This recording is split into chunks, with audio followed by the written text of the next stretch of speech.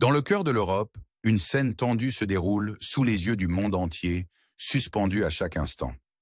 Aujourd'hui marque un nouveau chapitre dans la saga continue entre la Fédération de Russie et l'Ukraine. Notre voyage commence sur les lignes de front près de Kourachov, où les forces armées russes ont lancé une série d'attaques de grande envergure. Des rapports de blogueurs militaires ukrainiens, tôt ce matin, soulignent une attaque mécanisée russe dirigée vers l'établissement d'Akhl. Les détails sur le mouvement du convoi restent rares, mais il est évident que la 39e brigade des forces armées russes mène l'offensive. Au fur et à mesure que la journée avance, le conflit s'intensifie avec des blogueurs militaires ukrainiens notant des batailles féroces sur un large front. Les établissements de Bachadir, Tinopil et Oulakle sont au cœur de ces affrontements. Les soldats ukrainiens racontent de multiples attaques mécanisées russes, décrivant un champ de bataille grouillant de jusqu'à 17 véhicules blindés avançant vers Oulakle et Bakatir. L'issue de ces escarmouches reste à déterminer, mais les prochains jours devraient révéler les résultats de ces engagements. La campagne russe de printemps prend lentement de l'ampleur, avec des attentes d'activité accrues dans les semaines à venir. Ces attaques étendues, caractérisées par l'utilisation d'équipements blindés, marquent un changement dans la dynamique du conflit. Au sud-est de l'établissement, les forces russes ont sécurisé environ 3 km de terrain, la 39e brigade établissant le contrôle sur des lignes forestières stratégiques, poussant leur avance vers Oulakle de 700 mètres supplémentaires. Ce changement dans la ligne de front contraste nettement avec les jours précédents. La zone grise, indiquant des zones de contrôle contestées, s'est élargie, tournant progressivement au rouge à mesure que les forces russes solidifient leurs gains. Dans le village de Tchne, le 103e régiment russe a pris pied, sécurisant des routes clés et des lignes forestières. Quelques bâtiments à la frontière ouest sont tombés entre les mains russes, élargissant leur contrôle par rapport à la veille. Il est désormais confirmé que les dernières unités ukrainiennes se sont retirées du village, marquant la chute de Dachne. L'expansion de la zone grise signale un changement de contrôle, alors que les forces ukrainiennes recalibrent leur défense. À l'ouest de Korachov, l'activité militaire russe est notablement plus intense. En se concentrant sur la section de front près de Pakrovsk, l'avancée russe a stagné au cours des 2 dernières semaines. Les forces armées ukrainiennes ont renforcé leur défense avec des réserves significatives, stoppant efficacement l'avance russe. Les manœuvres stratégiques de l'armée ukrainienne ont repoussé l'offensive russe, permettant de petits gains et repoussant le front loin de Pakrovsk. Des déclarations récentes du président ukrainien soulignent une stabilisation de la situation autour de Pakrovsk, soulignant la force croissante et la détermination de l'armée ukrainienne à maintenir le contrôle de la ville. Pendant ce temps, les soldats russes expriment des préoccupations quant à leurs forces déclinantes et au manque de ressources, citant des défis tels que des approvisionnements limités en eau, nourriture et essence. Le contrôle de l'armée ukrainienne sur le ciel et la surveillance des routes clés ont encore entravé les mouvements russes. Les conditions désastreuses ont laissé certains soldats russes parcourir jusqu'à 18 km à pied, alors que tout véhicule tentant de se rapprocher des positions ukrainiennes fait face à une destruction immédiate. De plus, les opérations incessantes de l'artillerie ukrainienne dans la région ont créé un paysage désolé, avec des bombardements nivelant le sol et entravant les avancées russes supplémentaires. La situation est désespérée, les soldats russes soulignant le besoin de soutien aérien pour réaliser des progrès significatifs. Alors que les tensions s'intensifient, nous obtenons une compréhension plus profonde des dynamiques évolutives sur les lignes de front. La résilience et l'adaptabilité de l'armée ukrainienne sont évidentes, alors qu'ils continuent de renforcer leur position et de contrer les avancées russes. Le récit qui se déroule peint un tableau vivant de détermination et de prouesse stratégique au milieu du chaos de la guerre, nous laissant à réfléchir sur les résultats potentiels et les implications pour l'avenir. Dans l'ombre du conflit, l'échiquier stratégique de l'Europe de l'Est ne cesse de se déplacer.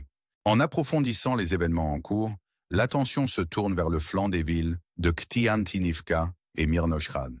Des observations récentes suggèrent une augmentation graduelle de la pression des forces russes suite à la chute de Kourachov. Le leadership militaire russe a concentré ses efforts sur cette section, impliquant notamment les unités 5e et 110e. Ces unités, bien que subissant des pertes significatives les semaines précédentes, se sont regroupées et récupèrent lentement leurs forces. Le regroupement stratégique vise à renforcer leur capacité offensive, comme en témoigne la récente augmentation de la pression sur cette section du front. La 5e brigade a principalement concentré ses attaques vers les établissements de Malinevka et Mirnograd, tandis que la 110e brigade dirige ses efforts vers Alexandropiel et Chistianivka. Cet effort concentré révèle une intention russe plus large pour leur stratégie offensive de 2025, mettant en évidence la capture de Mirnograd et de la ville voisine de Pakrovsk comme objectifs principaux. L'armée russe cherche à prendre le contrôle du flanc gauche ukrainien avec de plus grandes ambitions de capturer la ville à l'ouest de Bakhmut. Les manœuvres tactiques dans la petite ville de Chassiv Yar indiquent une opération potentielle vers Getian-Divka, un objectif réaliste car les blogueurs militaires russes reconnaissent également ces intentions dans les mois à venir. À mesure que la situation évolue, il devient de plus en plus évident que cette section de la ligne de front sera témoin d'une activité significative. La possibilité que la Russie déploie des forces supplémentaires pour renforcer ses efforts ne peut être écartée. Cependant, aucune preuve concrète n'a émergé pour soutenir cette spéculation. Actuellement, les 5e et 110e brigades restent les principales forces actives dans cette zone, façonnant la situation actuelle sur la ligne de front russo-ukrainienne, en particulier dans la région du Donbass. Alors que l'armée russe intensifie ses activités dans certaines sections, l'armée ukrainienne continue de monter une défense redoutable. Pendant la nuit, les forces ukrainiennes ont lancé une audacieuse attaque aérienne sur le territoire russe, déployant environ 40 drones de combat. Le ministère de la Défense russe a annoncé la destruction réussie de ces drones, ciblant principalement les régions de Rostov, Volgograd et Kaluga. Des rapports de Volgograd indiquent que plusieurs drones ukrainiens ont tenté de cibler la raffinerie de pétrole locale, bien qu'aucun dommage significatif n'ait été enregistré. La menace ukrainienne s'est étendue à la région de Saratov, où 2 drones ont été interceptés selon les rapports du ministère russe de la Défense. Des témoins oculaires de la ville ont capturé le moment dramatique d'un drone abattu, ciblant probablement la ville voisine d'Engels de l'autre côté de la rivière Volga, abritant l'aérodrome militaire d'Engels. Malgré les attaques passées du côté ukrainien, aucun impact significatif sur l'objet n'a été enregistré à ce jour. Dans la région de Rostov, plusieurs drones ont été abattus sans incident. Le succès ukrainien le plus notable s'est produit dans l'oblast de Kaluga, au sud ou au sud-ouest de Moscou. Des vidéos de témoins oculaires dans la ville documentent un drone s'écrasant sur un bâtiment résidentiel, causant des dégâts. D'autres images révèlent des explosions dans la ville, le gouverneur local signalant un incendie dans une usine dans une zone industrielle. La zone industrielle abrite 3 usines, y compris une entreprise pétrochimique, une raffinerie de pétrole et une papeterie. Bien qu'il soit probable que l'une de ces installations ait été ciblée, les détails précis restent insaisissables, car ni les sources russes ni ukrainiennes n'ont confirmé les spécificités. Certaines sources russes spéculent que certains drones pourraient avoir été lancés depuis le territoire russe, notamment dans la région de Volgograd. Cela a conduit à des soupçons de groupes de sabotage potentiels opérant à l'intérieur de la Russie, bien que ce ne soit actuellement que des conjectures. Si de nouvelles informations émergent, elles éclaireront sans aucun doute cette possibilité intrigante. Pendant ce temps, les forces armées russes poursuivent leur assaut sur le territoire ukrainien, déployant 70 drones d'attaque, y compris le type Shahed 136. La défense aérienne ukrainienne a signalé la destruction de 33 drones, tandis que les 37 restants ont atteint leur cible. Malgré ces frappes, aucun dommage significatif n'a été signalé. Cependant, il existe des rapports non vérifiés d'explosions à Pavlograd dans la Eni Oblast, visant peut-être la gare locale ou un objet d'infrastructure énergétique. La situation sur la ligne de front russo-ukrainienne est fluide et dynamique, alors que les deux côtés s'engagent dans une danse complexe de stratégie et de pouvoir. Le récit évolutif capture la résilience et la détermination des parties impliquées, nous laissant à réfléchir sur les implications à long terme pour la région. Alors que nous continuons à suivre ces développements, l'histoire se déroule comme un roman captivant, riche en suspense et en intrigue, nous défiant de considérer les ramifications géopolitiques plus larges de ce conflit en cours. Alors que la tension en Europe de l'Est persiste, la communauté internationale surveille de près les événements en cours. La conférence de sécurité de Munich, un forum central pour les dirigeants mondiaux, est devenue le cadre de discussions cruciales sur le conflit russo-ukrainien. Lors de la conférence, le président ukrainien Zelensky s'est adressé à l'Assemblée, soulignant les plans de la Russie de former 15 nouvelles divisions, comprenant 150 000 hommes. Il a également révélé les intentions de la Russie de déployer des troupes en Biélorussie sous prétexte d'exercices militaires. Zelensky a appelé les forces armées européennes à renforcer leur indépendance des États-Unis, soulignant la nécessité d'une plus grande autonomie pour relever les défis de sécurité régionaux. Dans son discours, Zelensky a exprimé sa conviction que le président russe Poutine hésite à négocier avec quiconque, sauf l'ancien président américain Trump, qu'il perçoit comme un adversaire redoutable. Zelensky espère un accord entre Trump et l'Ukraine comme précurseur des pourparlers avec Poutine. En marge de la conférence, le représentant spécial américain Keith Kellogg a exposé la position diplomatique de l'Amérique, indiquant que les États-Unis joueraient un rôle de premier plan dans les négociations pour l'Ukraine. Son collègue, Witkow, semble plus enclin à la perspective russe, suggérant une médiation potentielle entre la Russie et les États-Unis. Cependant, les détails concernant la nature des négociations de paix restent flous.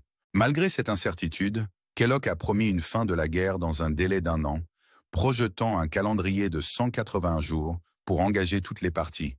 Il a réitéré l'engagement de Trump à résoudre le conflit de manière décisive et à garantir la souveraineté et la sécurité de l'Ukraine.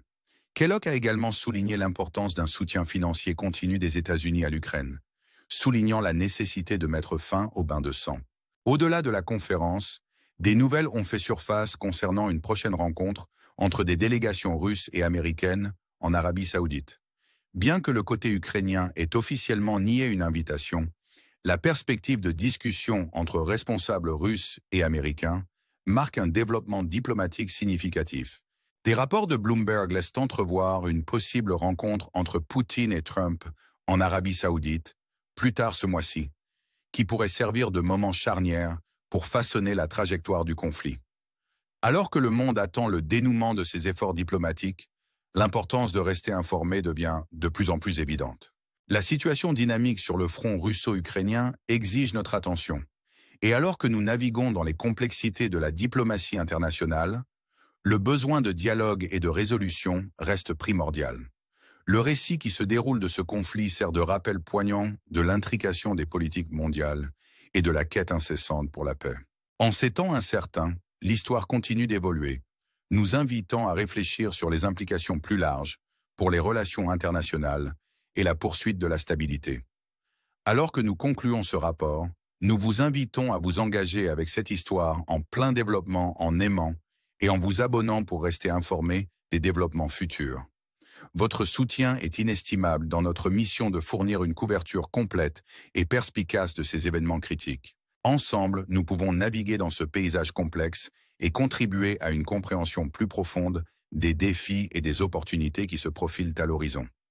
Merci de nous avoir rejoints dans ce voyage et nous sommes impatients de vous apporter plus de mises à jour à mesure que la situation progresse. Jusqu'à la prochaine fois, prenez soin de vous et restez informés.